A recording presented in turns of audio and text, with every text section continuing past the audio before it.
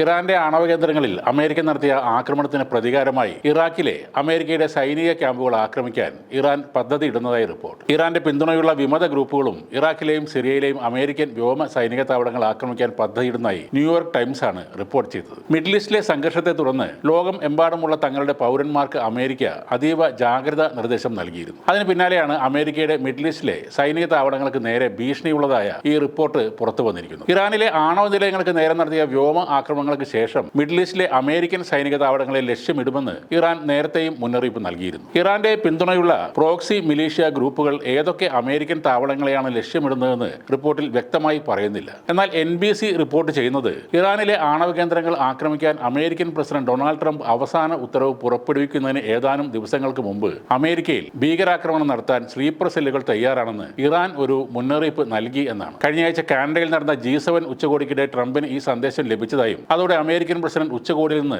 നേരത്തെ മടങ്ങിപ്പോയതായും ആ റിപ്പോർട്ടിൽ പറയുന്നു. നിലവിൽ ഇറാഖിലെ അൽ-അസദ്, അർബിൽ വ്യോമത്താവളങ്ങൾ ഉൾപ്പെടെ വിവിധ വിഭാഗങ്ങളിലായി അമേരിക്കയ്ക്ക് സൈനികരുണ്ട്. ഇറാഖി സർക്കാർ ഇറാന്റെ അടുത്ത സഖ്യകക്ഷിയാണെങ്കിലും ഇറാന്റെ മുഖ്യശത്രുവായ അമേരിക്കയുടെ തന്ത്രപരമായ പങ്കാളി കൂടിയാണ്. ഇറാഖിൽ ഏകദേശം 2500 അമേരിക്കൻ സൈനികർ ഇപ്പോഴുണ്ട്. അമേരിക്കയ്ക്കെതിരെ തീർച്ചയായും പ്രതികാരം ഉണ്ടാകുമെന്ന് തന്നെയാണ് ഇറാൻ പ്രസിഡന്റ് മസൂദ് പെസഷ്കിയാനും പറയുന്നത്. അമേരിക്കയ്ക്കെതിരെ തിരിച്ചടി ഉണ്ടാകുമെന്ന് അദ്ദേഹം ഫ്രഞ്ച് പ്രസിഡന്റ് ഇമ്മാനുവൽ മാക്രോണിനെ അറിയിച്ചിട്ടുണ്ട്. കളി അവസാനിച്ചിട്ടില്ല എന്ന് പരമോന്നത നേതാവ് ആയത്തുള്ള അലി ഖൊമൈനിയുടെ ഉന്നത ഉപദേഷ്ടാവും ഒരു മുന്നറിയിപ്പ് പോലെ പറഞ്ഞിട്ടുണ്ട്. തങ്ങൾ ഒരു സാഹചര്യത്തിലും ആണവ പ്രവർത്തനങ്ങൾ നിർത്തില്ലെന്ന് ഇറാൻ പ്രസിഡന്റ് വ്യക്തമായി പറയുന്നു. ഇസ്രായേലിനെതിരെ കൂടുതൽ വിനാശകരമായ പ്രതികരണം ഉണ്ടാകുമെന്നും അദ്ദേഹം ഒരു പ്രസ്താവനയിലൂടെ അറിയിച്ചു. ഇപ്പോൾ ഊർജ്ജ വിപണികളിൽ തടസ്സമുണ്ടാകുമെന്ന ആശങ്കയിലാണ് ലോകം. ലോകത്തിന്റെ എണ്ണ ധമനിയായ ഹോർമുസ് കടലിടുക്ക് അടക്കണമെന്ന് ആവശ്യപ്പെടുന്ന പ്രമേയം ഇറാൻ പാർലമെന്റ് അംഗീകരിച്ചതോടെ ഏറെ നിർണായകമായ ഈ കപ്പൽപാത അടയ്ക്കുമെന്ന് ഏതാണ്ട് ഉറപ്പായി കഴിഞ്ഞു. എണ്ണ വിതരണ പാതയെക്കുറിച്ചുള്ള അന്തിമ തീരുമാനം ഇറാന്റെ സുപ്രീം നാഷണൽ സെക്യൂരിറ്റി കൗൺസിൽ എടുക്കുമെങ്കിലും ഇന്ന് ജൂൺ 23